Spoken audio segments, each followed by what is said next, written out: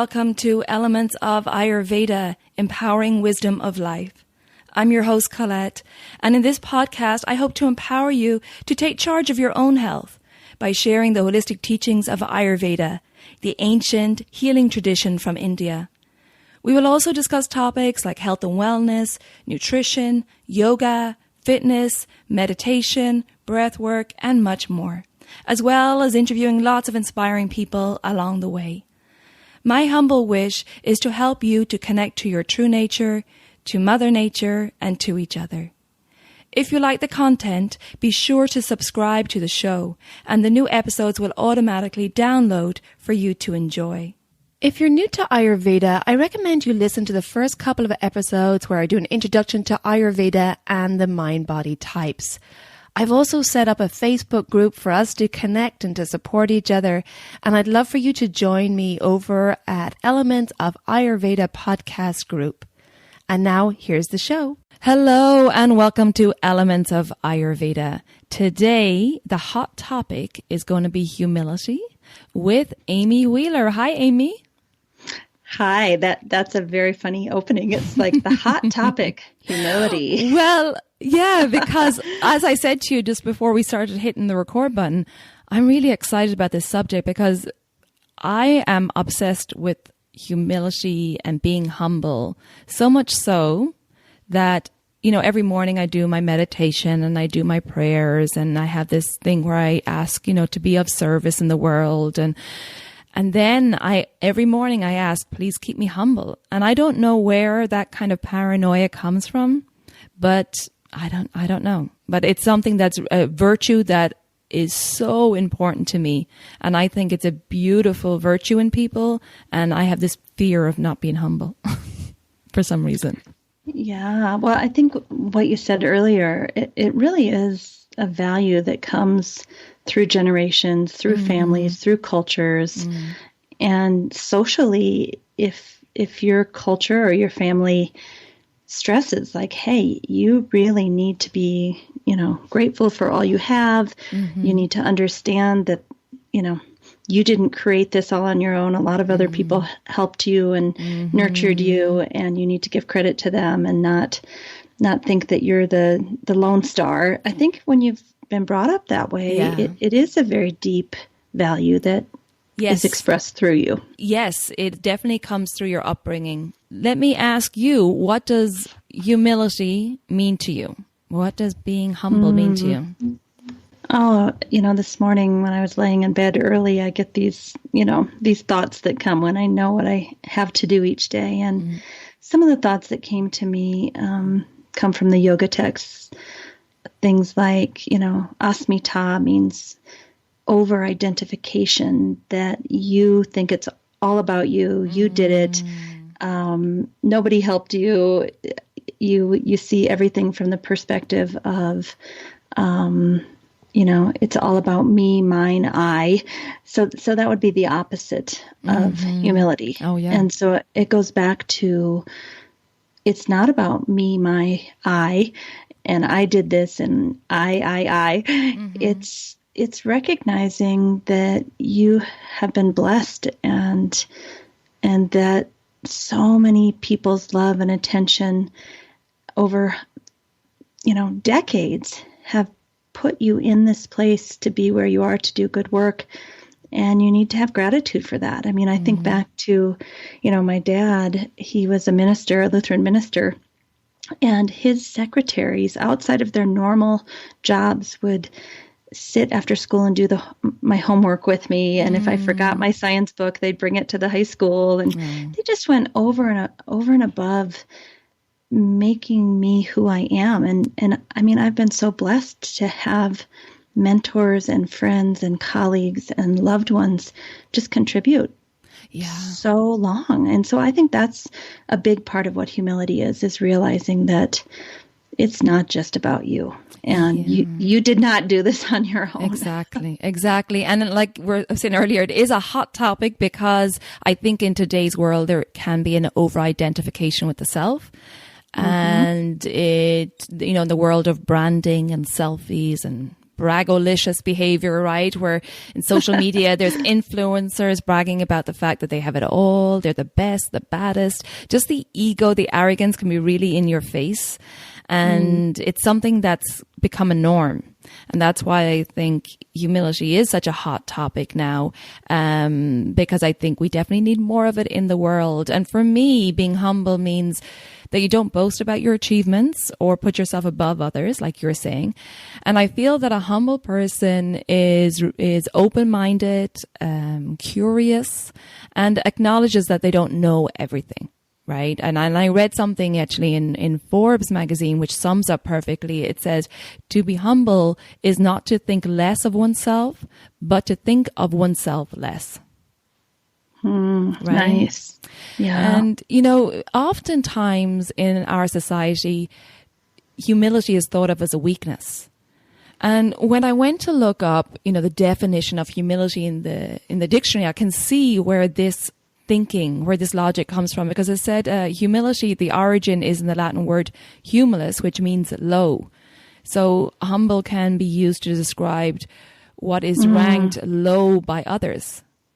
So as in a person of humble origins. And so in reading that origin of the word, I can now understand why being humble is sometimes thought of as being weak or being less than or being a pushover. And now I do think there is such a thing as being too humble, in that, you know, maybe you lack self-esteem and you're putting yourself below other people. And I don't think that's good in life, because I do think confidence is important, you know, to succeed in life and make sure that you don't get walked over.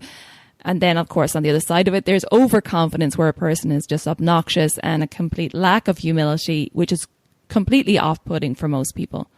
Yes, I would agree with all that you've said. I think there's such a fine line between the power, I guess, that you need to do good things in the world, and the ability to do good work and be seen, but also at the same time understand that you are not your role. You are not, you know, the Instagram influencer. You are not the president. You are not the, you know, the star. You know, all those roles that we take on as our identity. We are not that. You know, it's a big thing in yoga, Namo Namaha. It is not me. I surrender. None of this is me. Right. So how can you walk that thin line of doing good work in the world and taking the responsibility and the role that's required to actually do good work in the world, but not get caught up in it? Yes, exactly. Thinking that, you know, if we talk about in yoga and Ayurveda, how this being used as a vessel, that this is just flowing through you, and it's part of, you know, that flow of energy through you, and you're being used as a vessel to spread this information. Absolutely. And it's ancient information. Like for us in this field of yoga and Ayurveda, it's ancient wisdom, and we certainly don't have ownership of it.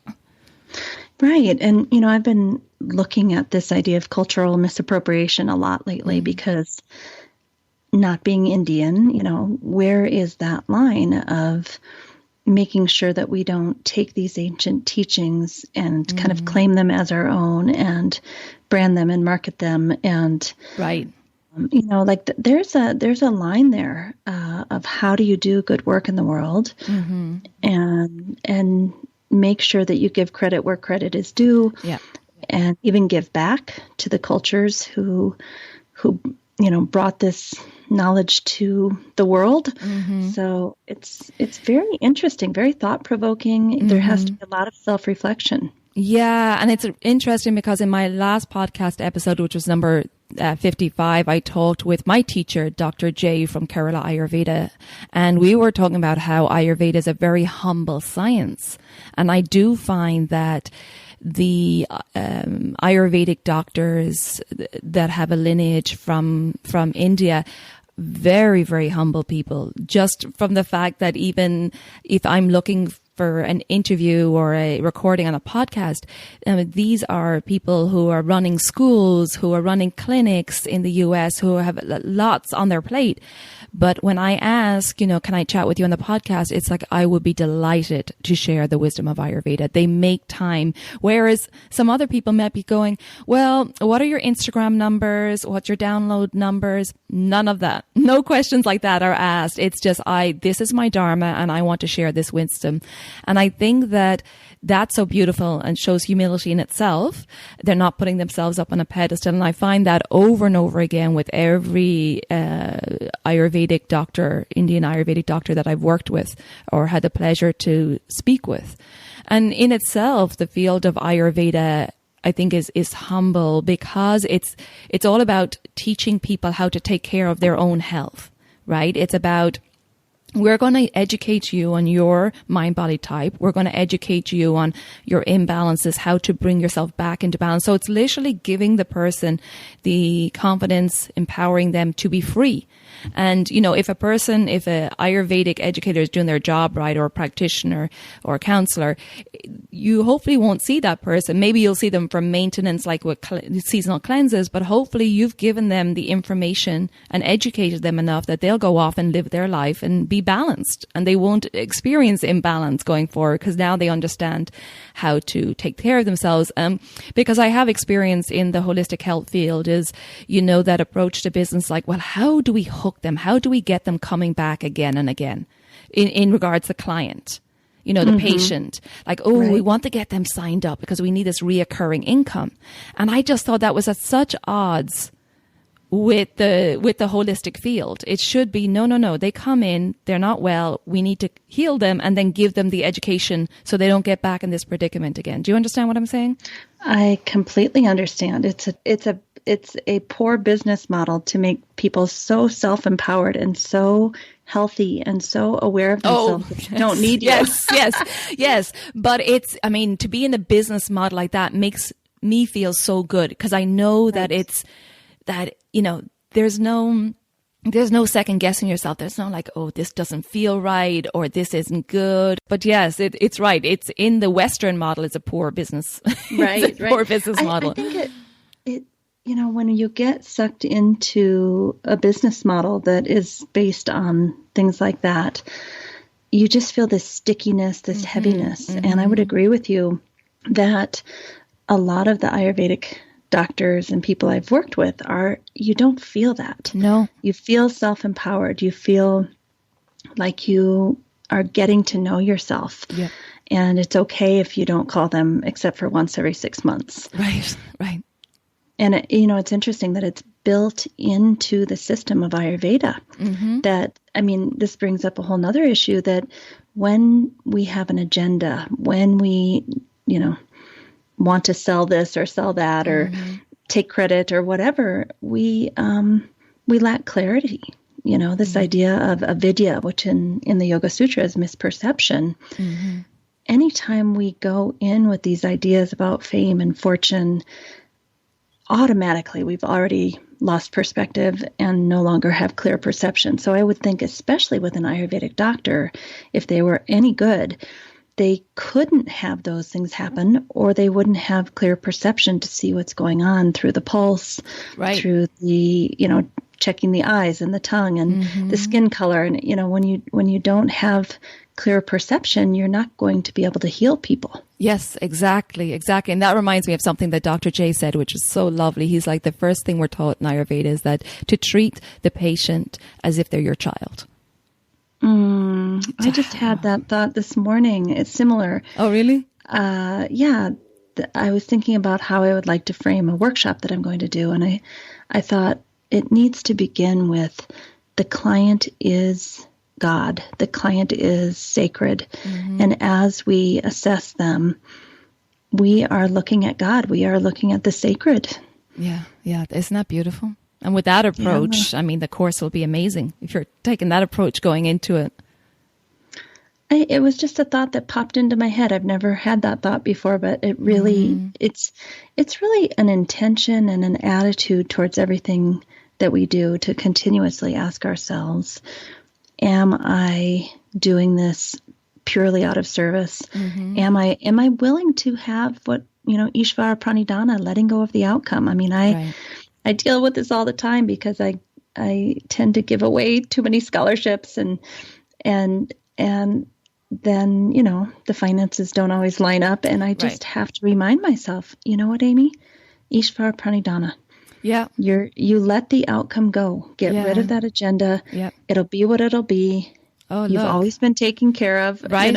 It's so true, sister. I have those wobblies all the time. I mean, because I'm doing this podcast, I don't have, advertisers, and then it's like, oh my goodness, am I spending too much time on this? I'm like, no, this is what I'm supposed to be doing. This is my dharma. This is, and of course the finances, are not right. But anyway, it will come, and I have faith in it, and that if we think of the normal business model, right, in the West, it's like, no, you have to make sure that you're getting, that income, and it has to have a purpose, and it has to have, some financial gain. And so when you go against that norm thinking, then it's like, oh my goodness, like you're definitely going against the stream. So you really have to have confidence in your path. And I do the same thing. It's like when I have those wobblies about, oh my goodness, yes, finance is coming in. And then it's like, no. This is what I'm meant to be doing. That will come. But right now, this is what I need to focus on. Right. And, I've even had business coaches that I thought, oh, someone else can help me figure out where this line is. But they never approach it from humility, from clear perception, from service, and so these business coaches rarely work out, and they end up telling me, well, why don't you do a nonprofit then? Yeah, because it's not the norm, it's kind of going against the norm of the way business is normally done. Absolutely. And talking about a humble attitude, I was looking at quotes about humility, and the Dalai Lama said, if one assumes a humble attitude, one's own good qualities will increase. Whereas if one is proud, one will become jealous of others, one will look down on others, and due to that, there will be unhappiness in society. So, this is a similar to a thought that came to me this morning, that so many of us, and myself included at times, have done what's called spiritual bypassing. Oh, I love everyone, and joy and bliss, and I forgive everyone, and, all this kind of sappy, white frosting on the cake kind of feeling. Right. And then turning around and being very rageful and very jealous and very judgmental. And so I continuously ask myself, when I get angry or jealous or, these feelings come up inside me, I say to myself, okay, Amy, something's off here. If you're feeling this way, something is off. It doesn't mean the other party isn't, doing something also, but you're responsible for your side of the fence. And if you were truly clear right now, you would have acceptance for what is and not feel so rageful. So let's not do a spiritual bypass. Let's really look at what is going on inside of me and get clarity and be a little more humble. If I'm having those feelings of jealousy and rage and anger, I'm clearly not being humble enough to look at my own side of the fence and clean up my own yard. Right, exactly. And it's a lot of, it's self-reflection, right? Right. It's that self-reflection of, okay, I'm feeling something in my body right now. And oftentimes, I do the same thing too. I was in a meeting recently and I felt that, a business meeting, and I felt like I was being disrespected. And I'm like, hang on a second, Colette. In my mind, I'm like, well, now, is this the ego thinking that you're not being respected, or is this a genuine disrespect? And I had to just stay quiet and go home and reflect on it. But it's, I definitely had to check myself, like, wait, now this could be your ego just thinking that you're not being respected. But yeah, and I didn't react then and there. It's like, okay, just shut up, listen, stay quiet, and then go home and reflect on it when you're in a calmer place. The reality is, let's pretend you were being disrespected disrespected, and you had a natural human emotion. The humble way to carry on is to go home and reflect. And then if you truly feel this person is not respecting you, you quietly and calmly create some distance and space and don't work with them, because we're not going to be able to change anybody. Right. And that's exactly what happened. Because I then, it's funny you mentioned a business coach. I recently took on a business coach, I found an amazing one who happened to work in yoga and Ayurveda as well. Go figure. Found nice. a trifecta. It was brilliant. But she was talking all about if the conversation doesn't resonate with you, if that person if it's not in alignment with your values, if it's not where you want to go, no matter how glitzy and glamorous the opportunity is, don't do it. And so those words were going around in my mind when I was in this business meeting, and it sounded like a fantastic opportunity. And I was like, oh my goodness, this could be amazing. And it sounded quite glamorous. But then when I felt I was being disrespected, and I came home and reflected on it, and I felt, oh, you know what? This is not in alignment with me. And I said no. I said, it sounds great. And they were shocked that I wasn't going to take it. But it's like, it's not not the conversations I want to be having. It's not the feeling I want to be having in my body that I have to prove myself. And ultimately it was like, you know what, as nice as this sounds, it's not for me. And it felt so good to have that insight. But it took, this has taken years of work to get to this place. And how much suffering did you save yourself by not jumping in and spending 2 years running around, getting crazy, getting frazzled, not feeling valued, only to learn a very hard lesson and come back to where you are right now? Oh, yeah, because I would have had to take on a huge amount of work for this. But I felt that I had to. And I felt like, I should help out, and almost being too nice. Now, don't get me wrong, I stand up for myself. I don't get walked over. But there was I had this fog, and then all of a sudden it lifted. It's like, wait, now what am I doing? This is crazy. I'm about to take on a huge workload and at the same time be disrespected. So but then went back to the people and was like, look, just told them the truth. It's not in alignment with my values. I don't think it's a fit, and I don't want to be in something where down the line, I know I might get resentful about this, because I may be in the middle of doing huge amounts of work going, why am I doing this? And I could, see into the future. So, and I was upfront about it, and everyone understood, and it was all cool. But yeah. That's clarity, though. That really is what we hope to have happen every moment of every day of our lives. Right. Is to check in somatically. Right. How does this make me feel? Is it expansive? Is it spacious? Is it in alignment with my deepest values and dharma? To continuously do that all day, every day, and then only move forward with the opportunities that actually really resonate deeply within us. Right. And like I said, it's taken a lot of work to get here. And what else I love that you said about that is how you went back and communicated to them. You didn't go back and say, you know what, you guys made me feel disrespected.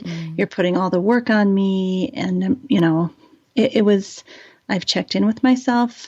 I know who I am. I know I am here. And this isn't quite a fit for me. And I think, when it comes to humility, figuring out how to voice true communication, truthful communication in a way that other people can hear it, that is humble, but still sets the boundary for yourself of what you are and aren't willing to do, and how you're willing to be treated or not be treated. To me, that's where the rubber hits the road, is communication. Oh, yeah, for sure. And I know years ago, I would not have reacted like this. Years ago, I would have been, like I said, I was, the volcano, like, oh, hell no. And let me tell you about you, girl.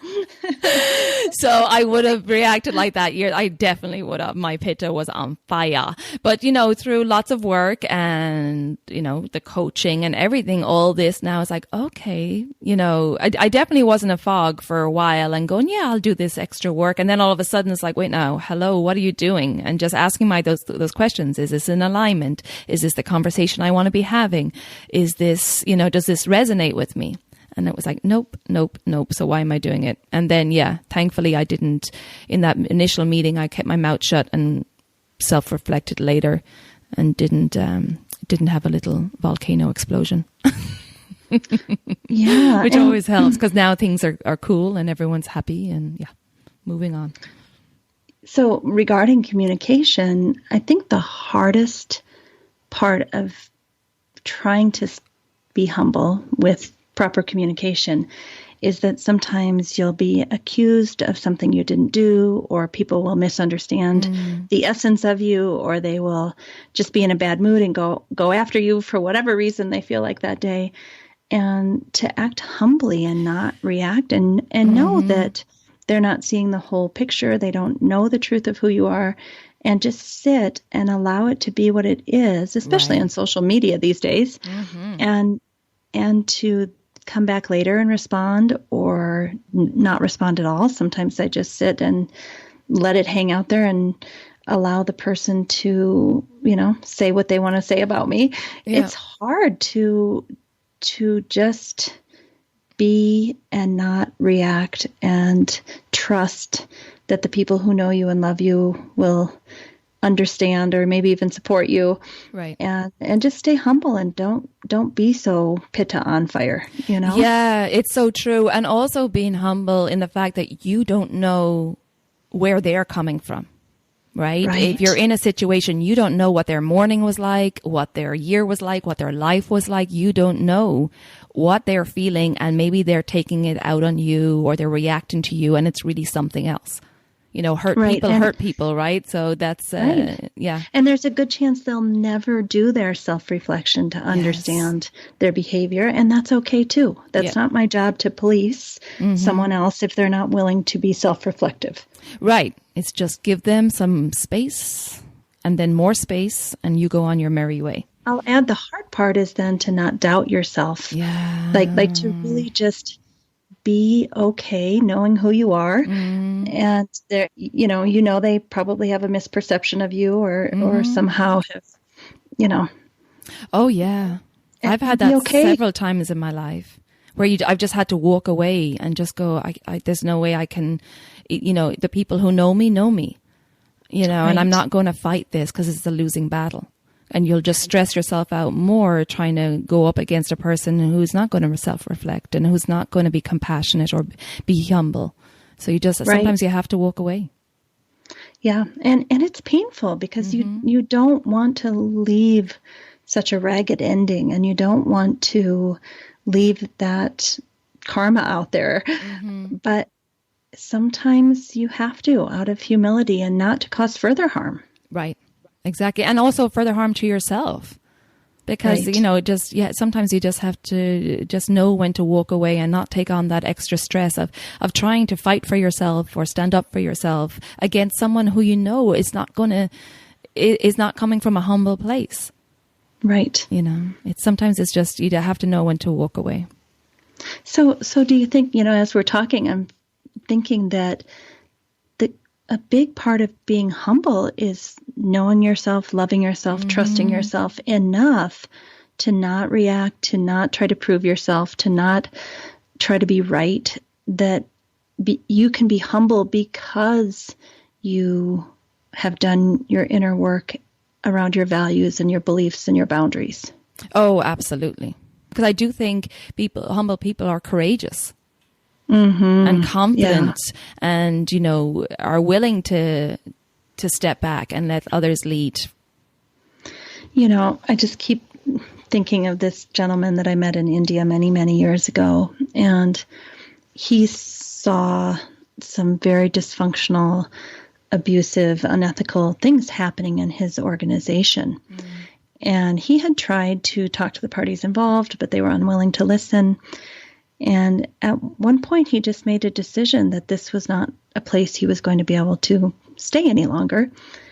But instead of fighting his way out as he left, fighting on the way out the door, he just humbly and quietly went and opened a small storefront to do his dharma, his work. He didn't take any of his clients. He built up from the ground up again, and nobody understood why he left. He didn't even, talk smack on the way out the door. Right. And I just, now he's doing quite well and doing his thing and living his dharma, but I always really respected him. And I know that there was like a 12 to 18 month period of complete humbleness where he just trusted himself and trusted God and did what he needed to do. And it was just, it's still to this day is such an inspiration to me that he knew himself that well and he trusted God enough to quietly leave. Yeah. Yeah. That takes a lot of courage. Hey, so I'm jumping in here because I want to let you know about my Reset, Restore, Renew program, which is starting on January 18th, 2019. So not long away. And this is a transformational 7-week journey. It's of healing, connection, education, and empowerment.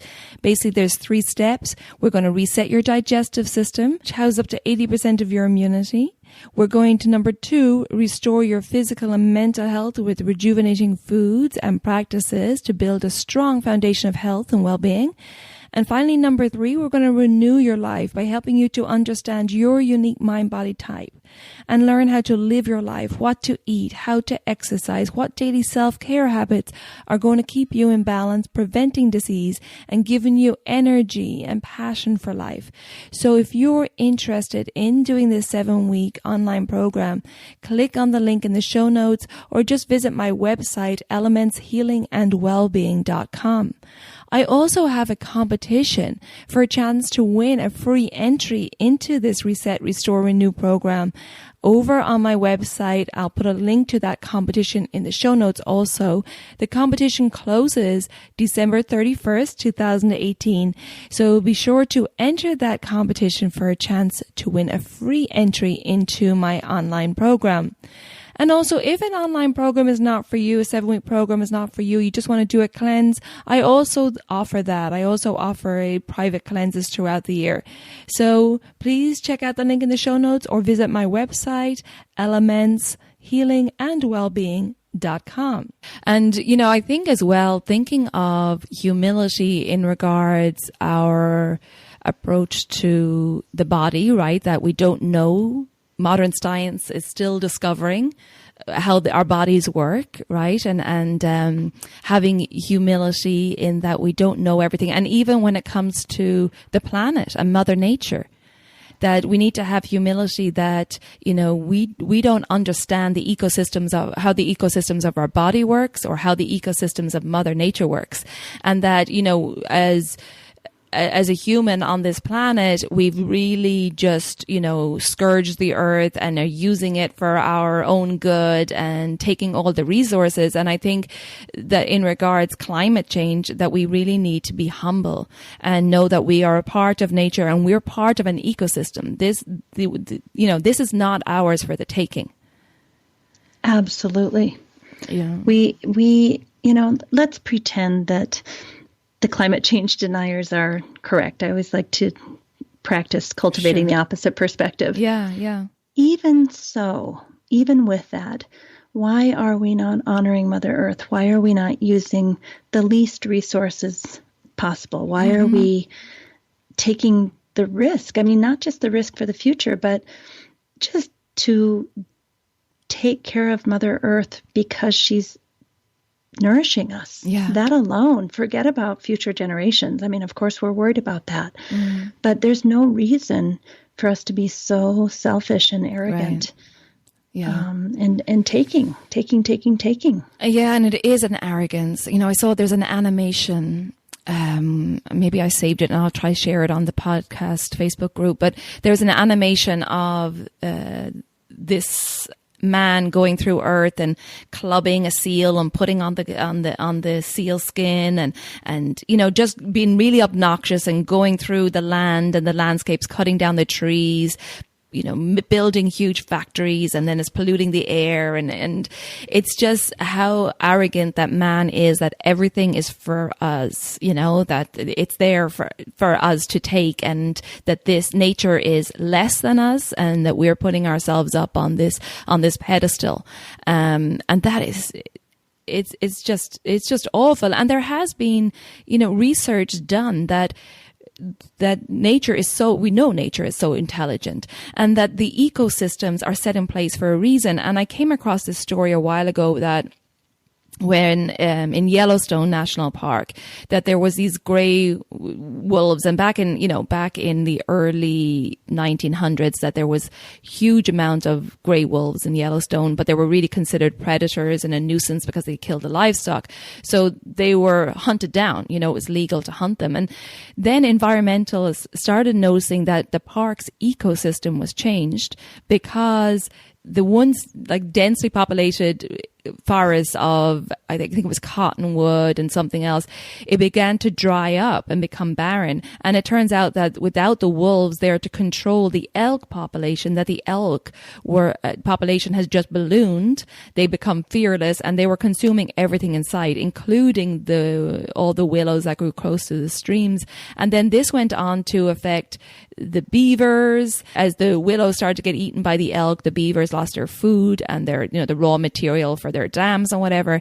And the streams became too fast for the beavers, and they had a drastic reduction. So you can see that it was just one effect after the other. And, studies like this should show us that we don't have a clue. We don't even have a clue of our own bodies. We're only now figuring out, or modern science now is saying, oh yeah, there is this gut-brain connection, and it's just, it blows my mind. And then that we still think we know it all. That's so true. I mean, you've just stated it beautifully. One of the thoughts I had this morning going into the podcast was what tiny little ants we are in this big universe. Yeah. I start off one of my university philosophy classes every quarter with a picture of the Milky Way, showing them where the Earth is and in that scale, and then saying, how many different universes are out there, like 200 million or something that we know of. And here we think we know so much, and we're so attached to our own opinions and our own, beliefs that this is how things should be. I just start off the course and say, let's take that in for a minute and kind of let go of some of our attachments. Right. And of course, we'd have no idea what we're doing with Mother Nature. I mean, it's terrifying, really, to think how stupid we are. Yes, well, scientists will say, well, the Earth will survive because the Earth will literally just kick us out. Yeah. Like your time is up. And the Earth will it's a living organism, and it will renourish itself and rejuvenate itself and come back. But we could be gone if we continue on the path we're going on. I agree. I think it's our biggest challenge today is to figure out, apparently we've already done too much damage. We're going to get kicked off pretty quickly here, but I just feel so sad for the future generations. Yeah. Of what will happen. But it is such a lack of humility. It's thinking that we can just continue to take, and that there's going to be no repercussions. When clearly there is. If we look at the fires in California and an entire town of Paradise getting, quickly eaten by a fire within minutes, and thousands of people still missing because they may have burned in the fire. So crazy. I just don't know what it's going to take for us to wake up. Well, you definitely are seeing the positive effects now. I know that there's companies now banning, and Europe is banning single-use plastics. I feel that there is all of a sudden an urgency. It's a bit late. And now, I just heard that Boston is now bringing in the recyclable bags, which we've had in Europe for 10 years. That's crazy to me that they're only bringing in it now. In California, when I lived there, they only brought in the charge, I guess, for the single-use plastic bag. But yeah, it's late in the day, but better late than never, I guess. There's a Yoga Sutra, chapter 2, verse 15, that basically says, when you're face down on the ground, begging for, begging for mercy, it's the best day of your life, because you will wake up with humility and plant new seeds and take new actions the next day, which is, Yoga Sutra 216 is, basically plant good things for the future, take a new direction. And so, even in the Jyotish Ayurvedic, or not Ayurvedic system, astrology system, I don't know how much you know about that, but I don't know much, but it is fascinating to me. My astrologer says that, we're in the fourth yuga, which is the Kali Yuga. It's the one where mankind has completely, failed. Oh. And basically he says it's going to be at its worst between now and 2030. And that by 2030 we will have woken up. And then it will change, and our values and our beliefs and our humility will be back. Okay. But he basically said it's going to be painful. This is, in the scriptures. Well, yeah, it's painful right now, right? Because there is a real battle going on between the new conscious thinking coming up and then the old way of thinking and the old way of doing business, and corporations and capitalism is holding on for dear life, and they're not going to go down easy. No, even politicians. I mean, it is so clear that the population, at least in the United States, is changing towards diversity, towards compassion, towards empathy, towards taking care of one another. But the people in power are holding on with with total arrogance to their last bits of power. Yeah. And they're going to milk every little bit out of it that they can possibly do. But it is a dying breed. I mean, you can see it clearly that there's a certain generation that's like that, and that they're they're in their elder years now. So there's positivity coming. And actually, talking about positivity, I want to talk about there was a blog from SciBlog. It was posted in, and it's the 8 psychological benefits of being humble, which I'd like to talk about now. And it was from a study by psychologist Helen Kezabir. And she explained that humility involves a willingness to accept the self's limits, we talked about it earlier, and its place in the grand scheme of things, right? Which is kind of what we've been saying. And accompanied by low levels of self-preoccupation, which is true, especially in a society now where we have this, not only on social media, but even a preoccupation with our own health sometimes. Like we've discussed this before, and I say to people, yes, it's important to start to get yourself in balance, but at a certain point, we have to take the attention off ourselves and go and look outwards, and when we are being of service, or when we're donating our time or helping others, that's when we're thriving. There has to be a start, yes, where you start with yourself and you bring yourself into balance. But at some point, take that attention off yourself. Too much attention on the self it's not good. It's not good for your health. It's not good for society. And so there is that, tendency, like I said, not only in social media, but also in the holistic health field. I could not agree with you more. I mean, I'm all about people helping to find ways to get into balance and maintain their balance. And then how do we continue to expand our service to the world while maintaining balance and watching when we fall off the cliff and, okay, I didn't take care of myself for the last 6 months. Now I'm paying for it, versus I'm so completely self-absorbed. I'm doing self-care for 6 hours a day, and I really don't have time to help anyone else. So sorry. And that over-identification that you talked about earlier with the self, that's as stressful for the body. That causes stress. That indulgence in the self, I think, can cause inflammation and stress in the body, which itself can lead to illness. Do you know, I completely agree. I feel really, really good where I'm out in the world traveling, being of service. I always feel so alive and so sattvic. Mm-hmm. Okay, so let's go back to these 8 psychological benefits of being humble. Number 1, it soothes the soul. It says the humble people are better able to cope with anxiety about their mortality, which is interesting.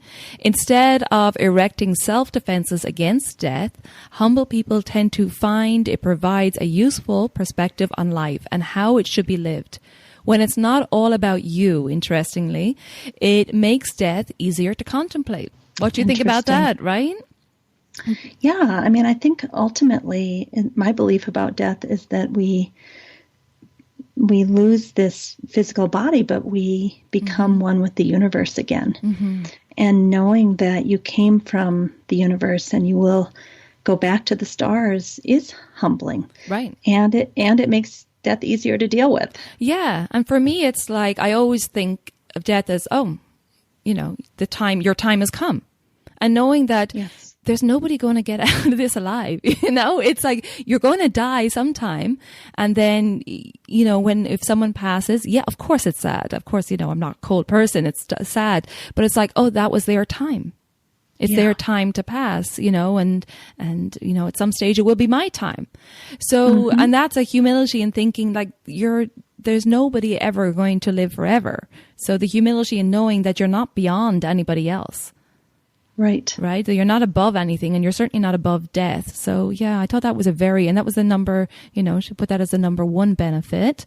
The next one is excellence in leadership. Humble leaders are not only better liked, as you might imagine, right? But they're also more effective.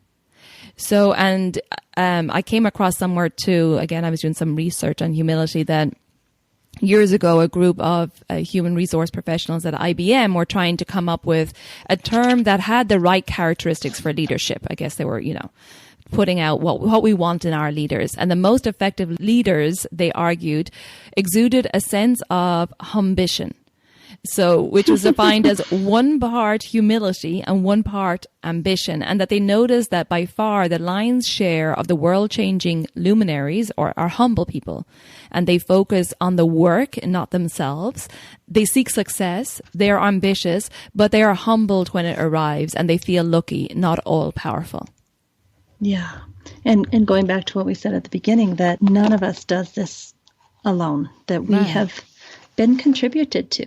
Mm-hmm. And, the other thing I think about leadership and humility is you're only as good as your relationships with the people that you're working with. Yeah. It's a turnoff when people are out there, letting their light shine and treating everyone in the organization like they don't matter. Oh, yeah. Yeah. Yeah. Yeah. Yeah. I've seen that. That is awful. It's like, who are we really serving? And to add to that, it's just so much more fulfilling to be in deep relationship with people working together to make the world a better place. Like that is so satisfying. Mm-hmm. Yeah. A totally different feeling than I'm going to go out there and, show everybody my great, powerful position in life, Right, exactly. That's lonely. And I think this is the future, right? The future is collaboration. The future isn't a hierarchical system where, you've got the CEOs and the bosses and they're on high, that it is more of a collaborative system. Right. Yeah. I was recently criticized around one of my leadership positions, and they said, you're not doing it right. And you're not, basically using the hierarchy of your position to speak the way that people in your position usually speak. And I said, you know what? I'm part of the new leadership. I'm part of the new feminine wave of leadership where Amy gets to be Amy as a human being and speak her deepest truth. And anyone who wants to join me in that is welcome to join me. And I'm not going to even buy into your patriarchal definition of what a leader should be. I love it, Amy. Shut him up. Well done. But that's having confidence. You see, that's what we talked about earlier, is having confidence in yourself and knowing that that doesn't resonate with me. This is what resonates with me. And it may not be the norm or what you're used to, but this is how it's going to be. So good for you. And I couldn't do anything else, even if I wanted to. Right. It's just, like you said, going back to that somatic feeling inside. Yeah. I have to stay true to that, even if it looks awkward or strange or different to the outside world. Right. I'm willing to take the consequences of that, even if I get fired, even if I get made fun of and everybody says she was a terrible leader. Like, I'm fine with that, because I can only do what my inner deepest self resonates with. That's Right. all I can do. And we talk about again and again, if you're putting on a fake show, if you're putting on something that doesn't fit you, it's not going to resonate with you, and it's going to people are going to feel that energy, even if they can't quite put their finger on it. They're going to go, something's off. And if that way of style of leadership doesn't suit you, it's not going to be effective. Right. If we all were able to stay connected to that, I think the world would be very different than it is right now. One of my idols, Nelson Mandela, said, great humble leaders lead from the back and let others believe that they are in front, right? But it's to be a leader, I think you have to look at the whole situation and then see what each person's strengths are. As a leader, you're not going to have everything. You're not going to be able to do every job. And the leader is the person who goes, okay, I'm good at this, but I'm not good at that, and somebody maybe, is not a manager, but is better than that. And having the humility to be able to listen to that person and it's okay that maybe they take charge in a meeting because they know more on that subject than you. And that's Absolutely. humility, be able to sit your butt down and listen to others when, you're like, okay, this is not my area. You go ahead. I want to hear what you have to say on this. And the best leaders, in my opinion, will surround themselves with people that are smarter than them, that know more than them, and they'll put the right people in the right chairs and sit back and let them do their jobs. Yeah. Yeah, absolutely. And like, Nelson Mandela said, it's making people realize that you're not a threat to them, So, Right. And this is so true, that when we're humble, we connect. And if you come across someone that's almost too proud or too perfect, or they think they're above everyone, it's very intimidating. And then we can't relate to that person. And we feel like we can't open up to them because, like, oh my God, they have it all together. If I tell them my insecurities or my worries, or if I open up and be very humble with them, that they won't be compassionate, Whereas if I think being humble is to be open, to be compassionate, to stay curious, to keep learning, and to really welcome others' opinions. I completely agree. But I have to say, I don't think that is the way that leadership in the last 50 years has been done. And I was just reading the other day that so many high-level companies are having trouble finding women to be on their boards of directors, and that the women who get chosen aren't that happy on the board of directors. And so it's like this strange conundrum. And I thought, well, that's because the new wave is starting to come, and it's going to cause some chaos before it works itself out. Yeah, absolutely. Because the old style of management is that, I tell people what to do. I'm going to sit up in my office and tell people. One. Right. And I am the decider. Yeah. Right. And so I think women will get on these boards. It's just going to be a little rough. Yeah. For a little while. Yeah, because they're bringing more collaboration and more openness and more compassion, which is the feminine qualities, which are lovely, but we need a mix of both, the masculine and the feminine here, to make this world. Yeah, absolutely. The next one here of the 8 psychological benefits of being humble is higher self-control. Having high self-control is one of the keys to a successful life. Oddly, perhaps studies have found that an obsession with the self, which we were talking about, can paradoxically lead to lower self-control. The humble, though, because they place less importance on the self, exhibit higher self-control in many situations. Perhaps that is partially due to the fact that humble people tend to know their limits, which you mentioned earlier. Yeah, and in addition to knowing our limits, we also, as you said, you can kind of follow the trajectory outward and see where it's heading and understand long before anyone else that, this is not going to end up well for anyone involved. Right. And having the humility to know that you are not all powerful. You are not in control of much of anything. Mm-hmm. The best we can do is try to have clarity and walk carefully and quietly, step by step, and hope for the best. That's all we can do. Yeah, absolutely. Absolutely. And, that brings up in my mind, this like Martha syndrome, where a person takes on a lot of work because they want to be the Martha and, like, oh, I have all this work to do, and how that in itself is not effective. Yeah. I mean, that's the flip side of a lot of what we're talking about today that keeps, little whisper in the back of my head is, if you are too humble and you allow yourself to be the doormat and the martyr, it's a very difficult, unpleasant place to be, and no one's going to take care of you but you. So there's definitely a balance. You can be too humble. Yes, I totally agree. And there's people won't respect you as much if you're too humble, acting meek, and you're putting yourself down.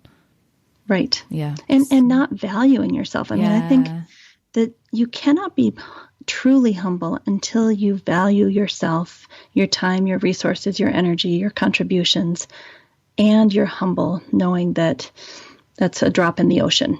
It's holding both at the same time. Yeah, I agree. Absolutely. Absolutely. Okay, so the next one is better work performance. The humble not only make better managers, but they also make better employees. And a study of employee supervisors found that being honest and humble was a good predictor of a person's job performance. So that makes sense because, if they're honest and humble, they're going to have standards, right? A certain work ethic. There's just less drama. Yeah, yeah. I got a new boss at work in the last 2 years, and he is so honest and so humble. I trust him. I don't question anything he says. I don't create any drama for him because I think, well, he's a thoughtful person. I'm sure he's done the research, and let's do it. So I think there's just so much less drama around bosses and employees that are humble. Yeah, well, yeah, absolutely, because they don't need to keep stroking their ego in order to keep them happy, right? Which we see with, people in power now. There's a lot of, we have to stroke their ego first before we can get a certain thing passed through or whatever. Yeah. So that's interesting. And then the next one is kind of on the same lines, higher grades. So saying that perhaps being a better employee and a better manager has its roots in the formative years. There was a study that found that students who are more humble did better academically. And I think that goes to the fact that they don't think they know it all, that they know that they have to study and be open-minded, and they're not arrogant. I see it every day as a university professor. Oh, yes, of course. I feel like there's a strong correlation with socioeconomic class, that the kids that have had to strive and struggle and work for every benefit they gain are humble. They get it. They get how hard it is to work your way up the ladder from the ground up, and they value and feel grateful for everything they're given, I love working with kids like that. Mm-hmm. Yeah, absolutely. And this goes to the next point. It's that sense of entitlement, which I think is very true. And the next point is about one of the benefits is less prejudice. One of the characteristics of being humble is that you have a low sense of entitlement, which is exactly what you're saying. Humble people don't think that they are owed things. This leads to a less prejudiced view of the world, encouraging them to be tolerant of others and less defensive about their own beliefs. Yeah. It's funny because everyone says the millennials are so entitled, and I don't know, maybe I'm working in a little, pocket of non-entitled millennials, but I don't see that in them. Mm-hmm. They are downsizing. They are staying married. They are getting married younger. Mm-hmm. They are taking care of the earth. Yes. They are interested in, the political situation and how to take care of one another. To me, they don't want the same things the baby boomers wanted. They don't want 6-bedroom houses and a really nice car in the driveway and all this.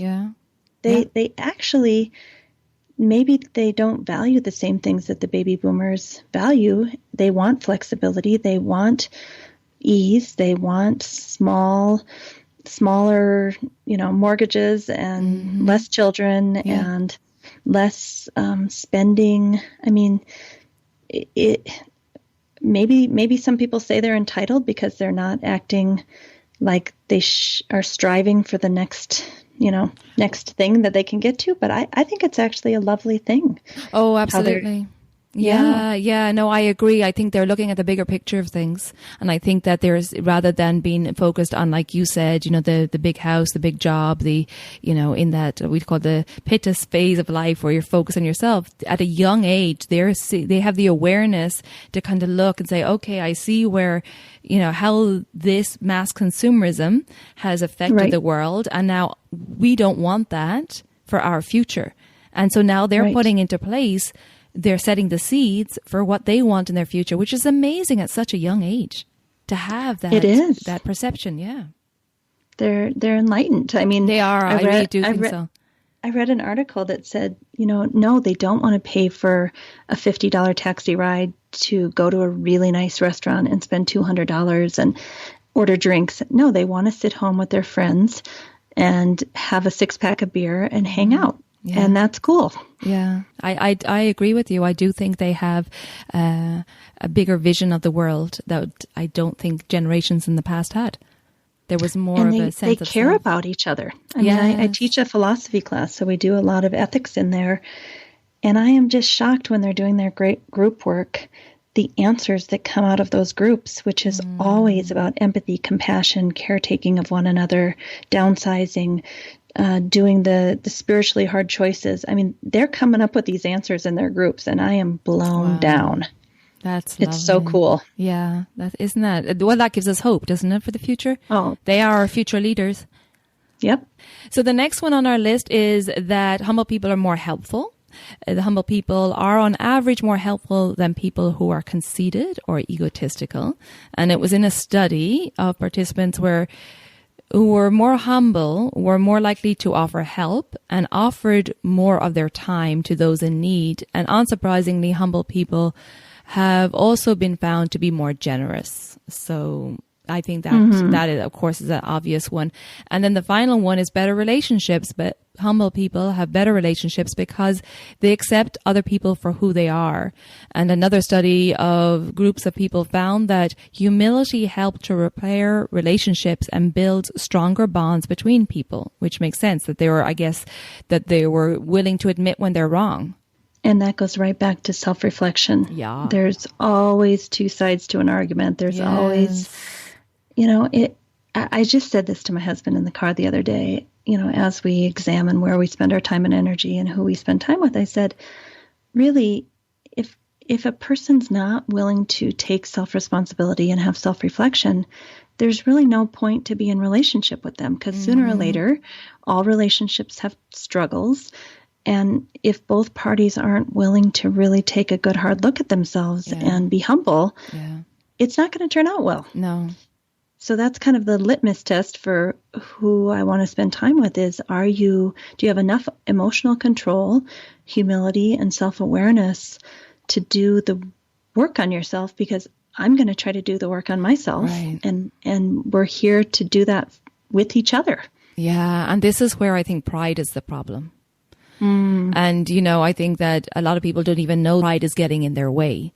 It was C.S. Lewis that said pride has been the chief cause of misery in every nation, every family since the world began. And you can see that people are too proud to say they're wrong or to be open or objective. I had a prideful moment recently where I kind of dug my heels in with a friend for 2 months and didn't want to say I was sorry and thought she did some things that she should say she's sorry for. Okay. And finally I just bit the bullet. I'm like, you know what? I can't control her. I'm just going to say I'm sorry and say what I did wrong. And when I got off the phone, my husband had heard me and he said, well, she didn't say she was sorry. And I said, I know, that's okay. It's fine. Like that it is what it is. Yeah. And also that you can feel good that you said your piece, and then whatever else, it's on her. And now you have the awareness of what that relationship is, but at least that you apologize from your end and that you spoke your piece. Yes, and I felt so spacious and light. That heaviness that I had been carrying around for 2 months was immediately lifted, and that in itself is reward enough. Yeah, exactly. And you can feel good that, we can't control anyone else, but at least you did the right thing. And you're not I don't know if suffering. it's the right thing. I just know that I felt good having taken responsibility for my actions. Yeah. That just feels good. It does, and and that's essentially it. It's just all we can be responsible for is ourselves, and again, just doing that self-reflection and thinking about how we want to be in the world, who we want to be around, what resonates with us, and just constantly doing that, self-reflection of how does this make me feel, checking in with yourself, try not to react to things too quickly, take time, digest them, and always, see if it's coming from a humble place. And something that just occurred to me that maybe we can finish on is that we're not able to do all the things you just said and be humble unless we have developed self-compassion. Because when you realize you're imperfect, you've screwed up, you weren't clear, you have to be able to have compassion for yourself and get back up the next day and try again. Yeah, exactly. And, humble people are the really, the most nicest people to be around, because they're the reliable ones who will be there, when you're having a problem, and, people will go to the humble people to talk to and to open up to. And that's where the depth comes in relationships as well. Yeah. Okay, my dear. I'm glad we got to talk about this today. I am too. It was good to basically think about it for a couple of weeks too, and realize what work I still need to do. So thank you for inviting me. No, absolutely. And I think it's something that we all need to continually work on, but it's something that, it's a beautiful, to be humble. It's a beautiful feeling, like you said, when you just apologized to your friend, that you felt light, and, it's something that I think we all can continually strive for. So, yeah. Well, thank you, my dear, for talking on this subject today. It was important for me to talk on it, and I appreciate it. And hopefully you, the listeners out there, will enjoy it, and let us know your thoughts over on the Elements of Ayurveda podcast Facebook page. I'll put the link in the show notes. I'd love to hear what you think of this subject and what being humble means to you. I also want to remind you to enter the Reset, Restore, Renew competition, and I'll put a link in the show notes, or you can just check out my website, elementshealingandwellbeing.com/competition.